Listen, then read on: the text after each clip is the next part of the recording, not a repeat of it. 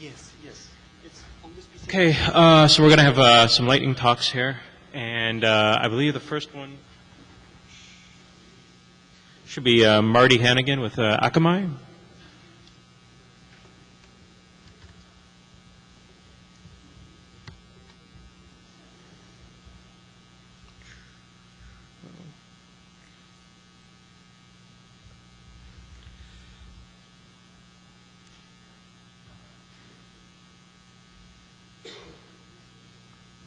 Do you need the spreadsheet too? Yeah. Okay, cool. Well, yeah, so they're both okay. All right.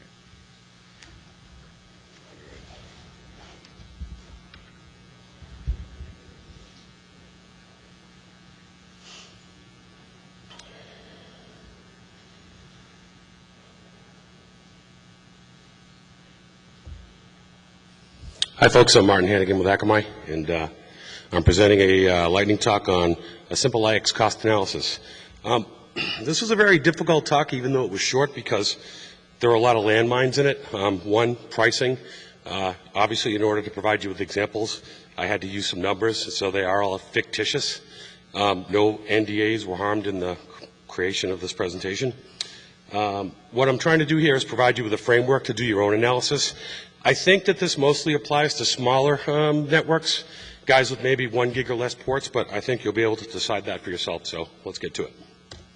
So assumptions. You're participating in any IX, and any IX is a member IX, a free IX, a commercial IX like the PAX or Equinix and the DKIX and others.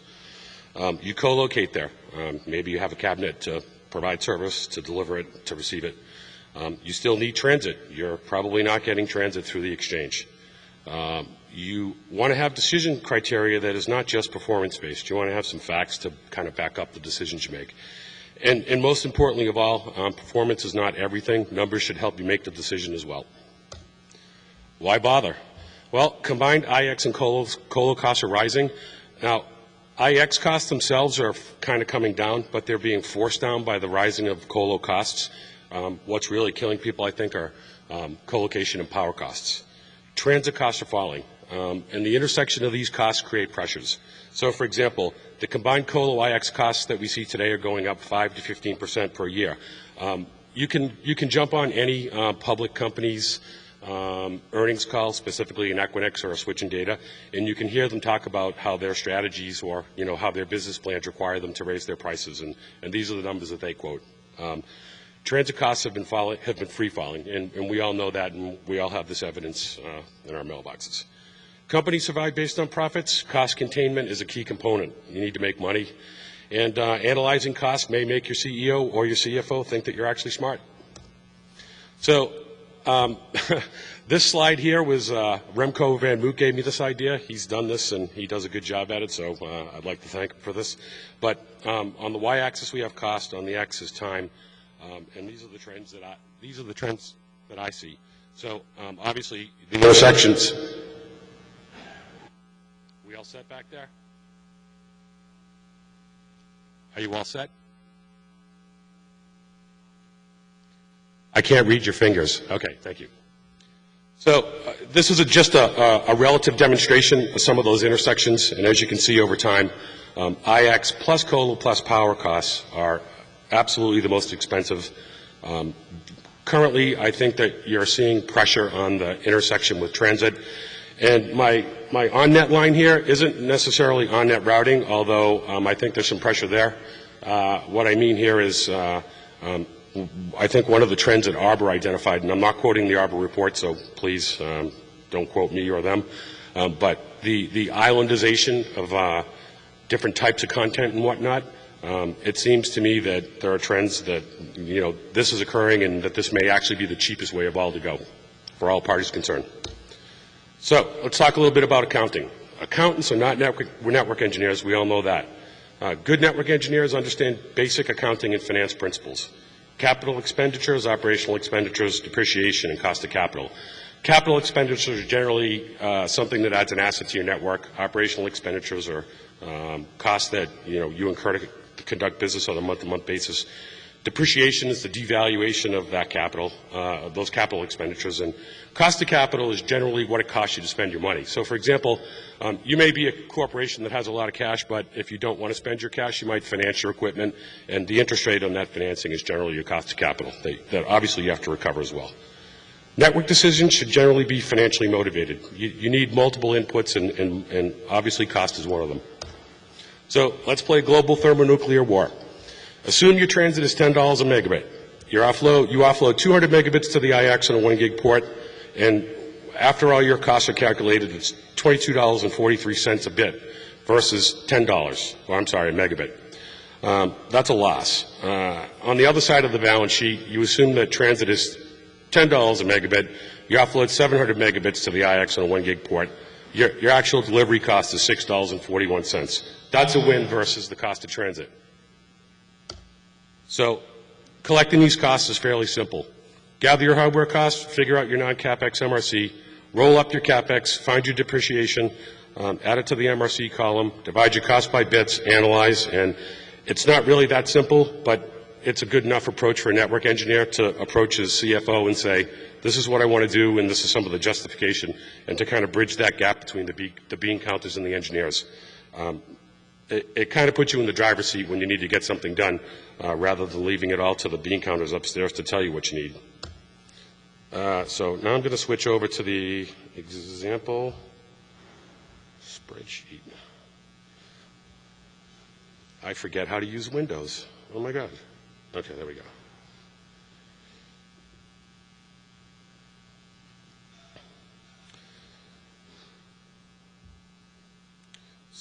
So again, these may not be your actual costs. It's just a framework to try and kind of get yourself to some approximation of what your cost may be. But generally what we have here is, so the term bit cost is really megabit cost, but I've kind of shortened it for easy use. I kind of lay out what problem I'm trying to solve. I identify the port capacity, hardware useful life. Routers are generally 3 years, regardless if you think you're going to keep them in the network for 5 or not. It's an accounting principle. You can fight all you want with the accountants. They're not going to agree with you. I do a little bit of rack calculation every now and then because racks are a cost. Local currency, you may have racks in Europe. You may have racks in the United States. The costs in Europe are much different based on the cost of a dollar than they are here. Your cost of capital, again, if you're financing your equipment, you've got some costs related to that. And I like to estimate year-over-year growth so I know what my cost trends may be, and also what my footprint may end up growing at. On the right side of this sheet, I identify a transit cost. On the left side, I try to keep all my capital expenditures rolled up, totaled. I calculate all of my MRCs. I bring over some straight line depreciation from the left side of the balance sheet, and I roll up my MRC to roughly, in this example only, $4,400. Down here at the bottom, I actually have a field where I can model the usage. So if I think that I'm gonna pawn off 200 megabits on the exchange, this is generally what it looks like decision-wise.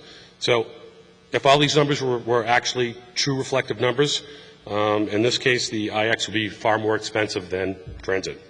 But in the other example I used, where I'm able to push 700 megabits, there's clearly a difference there. Now, even though the 200 megabit example is vastly different and much more expensive, you still may have reasons that you want to go ahead and pay those fees. You may actually care about performance and be willing to pay that amount of money to get it.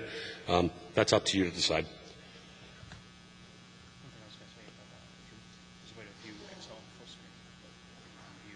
Well, I'm done with the spreadsheet. All right. That's not the one.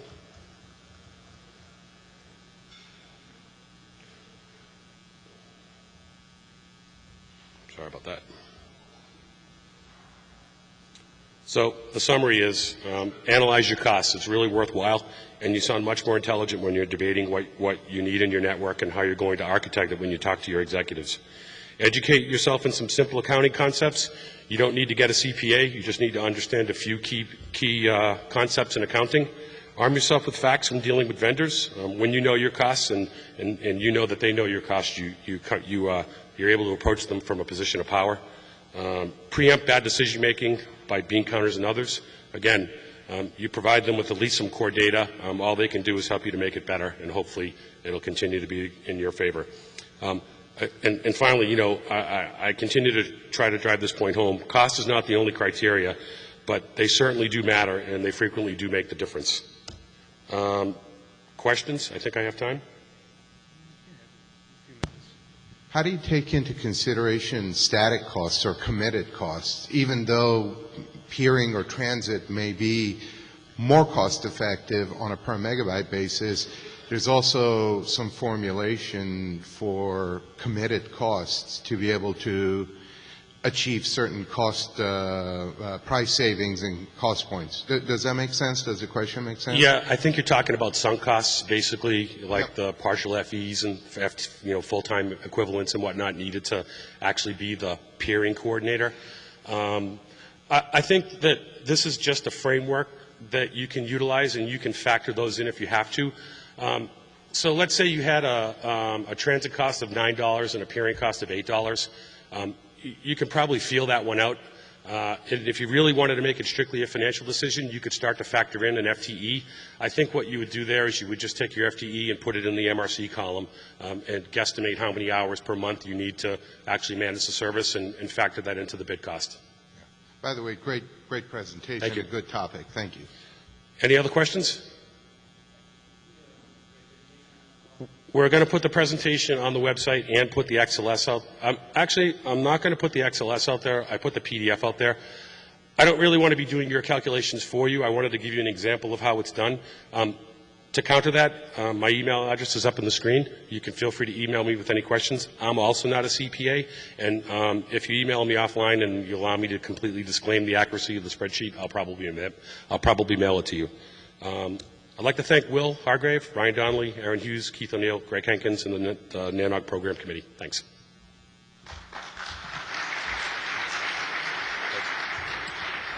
All right, thank you, Marty. Next is Jeroen with 6XS.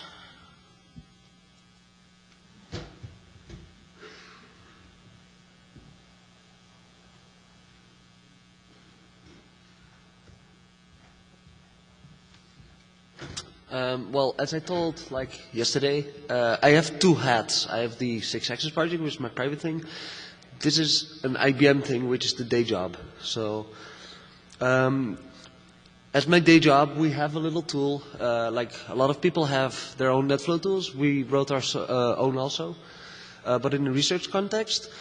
And it's pretty nifty. At a certain point, then also Tivoli actually decided to sell it commercially, but I'm not a salesperson. So why this lightning talk? To get a little bit of operator input about what people would like to see in a network monitoring solution, like stuff which takes in NetFlow, for instance. Because, well, we have huge sites, but we cannot always get operator input because of legal issues and so on. The obvious screenshot, of course. You have a nice little graph. You can define those aspects which are on the left if you zoom in the PDF, or I don't know if it's readable from the back. On the left, what you have then is aspects. You can configure these, everything what you want and so on. Clickety-click, and you get your data as long as you send that flow to it. It's the whole point of the research project is more like that we can take a small box and send large amounts of NetFlow to it. Generally, we will look at networks with at least 10 gigs because otherwise it's not very challenging to program for this, to optimize it to the extreme. And as it states also, if we really want to have an insanely large network, we'll take bigger iron for it at one point or another.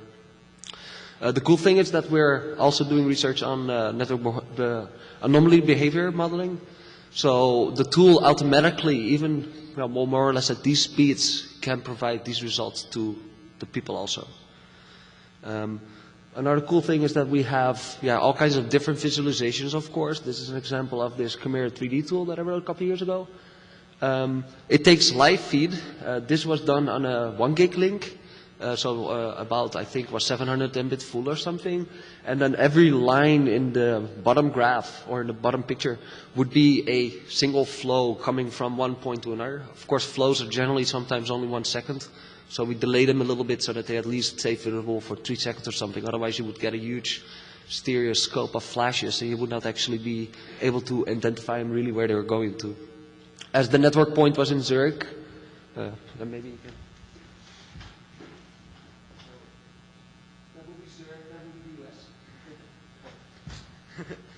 So the left side is the US, and the right side was Zurich in Switzerland. So you can see a bit the form of each country. As you can see in the map above it, you can see the lines. So that's something that we try to do also, a lot of visualization modeling and so on.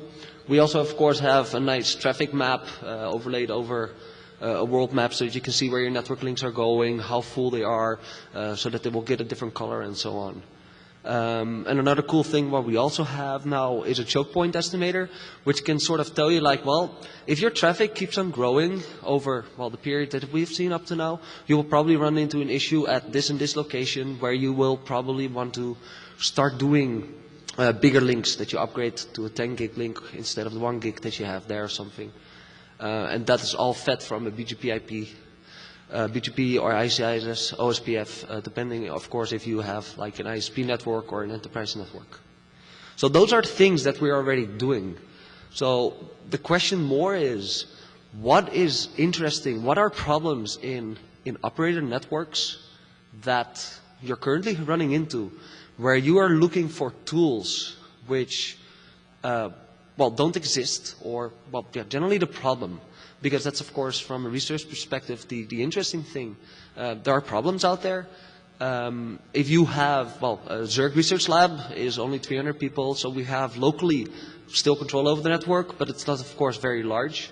And the size of problems is, of course, larger. And people here tend to run very large networks. You have maybe sometimes 1 million subscribers, sometimes 10 million, probably some even 50 maybe. So you run into different issues that in a small network you will never find. So if anybody has something like really cool that they would, or well, a problem, that would be cool if you could run up to the speaker or mail us or something. So yeah, well, if you have anything else, my email address is there. The Aurora website, if you want to look at it, that's the research version, is on that website. You can just Google IBM Aurora, it's quicker. You don't have to type the full URL. And yeah, that's it. Questions? Hi, my name is Joel. I'm from Slide. I'm sorry I came in a little bit late. And Don't worry. But I really need to do event correlation. So I sort of need a DVR of my network map. I need to be able to zoom back to any time point and say, oh yeah, link was down, and then this is what happened. So it's great to have a status map for a NOC, but it's also really great for me to go back. That is indeed something. You guys probably know Suresh Baradan. I always am very bad in pronouncing his name. The guy who does Outblaze. Outblaze was bought by IBM at one point, so there are now Lotus live. And he also came indeed with that question. Like, well, they get spam, lots of it. And spams are event. Or, well, technically anything that you have in your system. Syslog is an event and so on. And we have been busy building a system which indeed does correlation, because we have the network behavior anomaly detection already. And then correlating events like people spamming, if you have detected this in one way or another, or other kinds of events like, well, my firewall hit somewhere, or my snort log did something. And then indeed correlate this directly to your huge data mine that you already have from NetFlow, SFlow, and everything else. That's something that we're working on already. That's also indeed very interesting, because you need a lot of capacity for this and optimizations, which is something that I love to do. Does that answer your question? Okay, cool. Any others? It's just a short lightning talk, so. Okay, doke. Thank you very much.